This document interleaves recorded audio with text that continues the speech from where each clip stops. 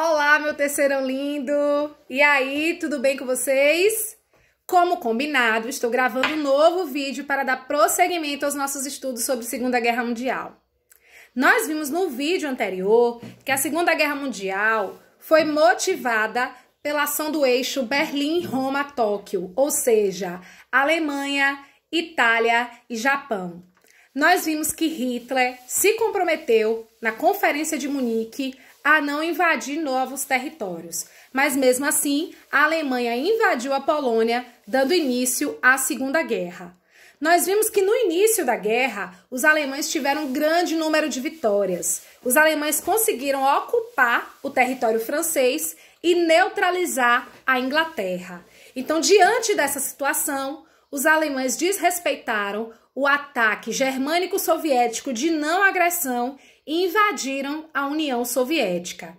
Os russos utilizaram a tática de terra arrasada e derrotaram pela primeira vez o exército alemão.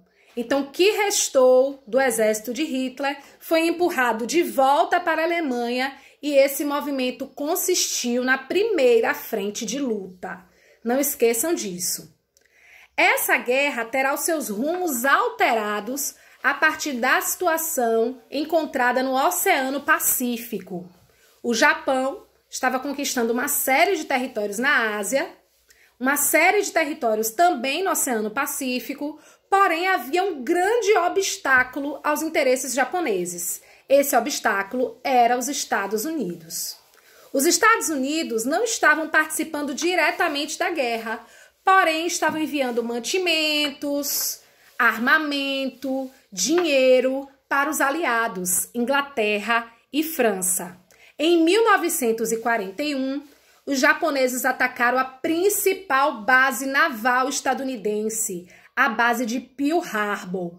Esse ataque, inclusive o maior ataque já sofrido pelos Estados Unidos, antes do ataque das Torres Gêmeas, em 11 de setembro de 2001, fez com que os Estados Unidos ingressassem diretamente na guerra.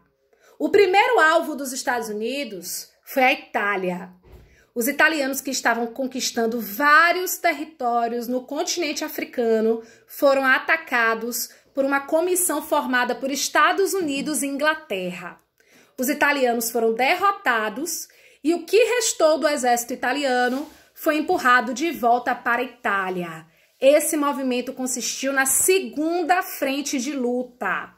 Mussolini fugiu, se refugiou no norte da Itália, tentou organizar um novo governo, mas o próprio povo italiano capturou Mussolini e ele foi assassinado. Então a Itália se retirava da guerra.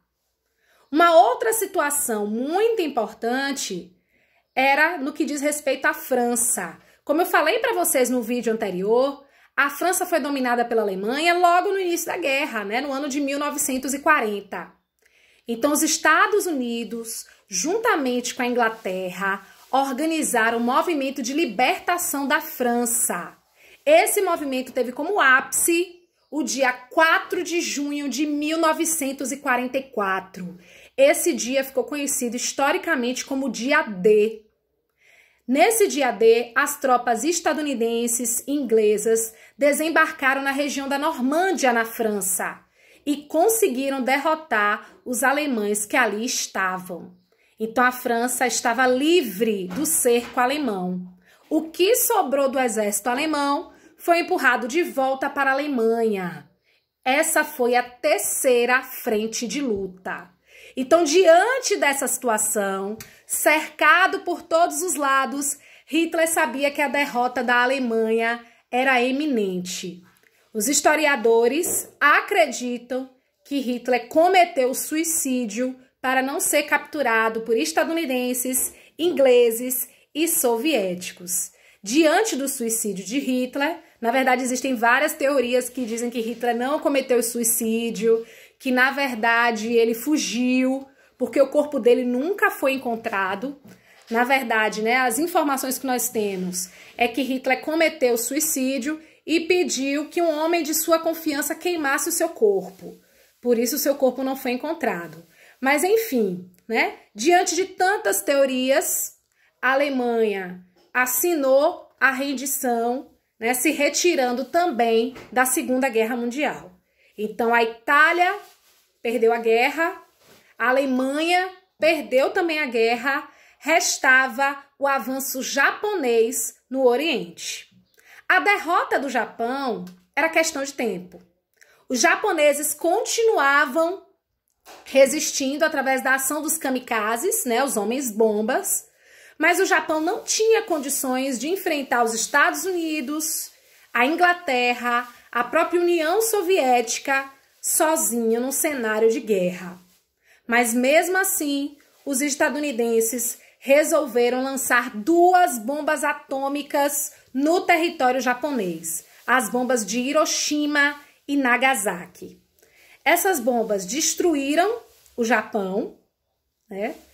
O Japão se rendeu, o Japão oficialmente foi considerado derrotado na guerra e o lançamento dessas bombas trouxe uma série de consequências ruins para todo o povo japonês. Até hoje, o Japão é um país com alto índice de câncer devido à radiação a partir do lançamento dessas bombas. Existe também uma série de teorias no que diz respeito à explicação sobre o lançamento dessas bombas. Né? Como eu disse para vocês, o Japão já estava praticamente derrotado. Não havia necessidade desse lançamento. Porém, nós, historiadores, acreditamos que o objetivo dos Estados Unidos era testar a sua força, né, através dessas bombas atômicas, mostrar para o mundo o seu poder e mostrar principalmente para a União Soviética, ali pertinho do Japão, o quanto os Estados Unidos poderia prejudicar aqueles que se colocassem no seu caminho. Então, diante da derrota do Japão, a Segunda Guerra Mundial chegou ao fim oficialmente no ano de 1945. Essa Segunda Guerra Mundial acaba desencadeando a formação da ONU, a Organização das Nações Unidas, que novamente vai ter o objetivo de evitar novos conflitos, de evitar novas guerras. Essa Segunda Guerra Mundial também desencadeou a construção do Tribunal de Nuremberg, que foi um tribunal que tinha como objetivo julgar os envolvidos no extermínio de 6 milhões de judeus. Durante a Segunda Guerra Mundial, aproximadamente 6 milhões de judeus foram mortos nos campos de concentração construídos pelo governo alemão. Esse Tribunal de Nuremberg condenou apenas 22 pessoas e deixou a maior parte dos envolvidos sem nenhum tipo de punição. Além disso tudo, o fim da Segunda Guerra Mundial vai dar início a um novo momento histórico muito importante na Europa e no mundo, que é a Guerra Fria, que foram os conflitos diretos e também indiretos entre as 2 maiores potências do mundo, Estados Unidos representando a ideologia capitalista e União Soviética representando o socialismo, certo? Foi um prazer, meus amores. Beijo grande. Até a próxima. Tchau.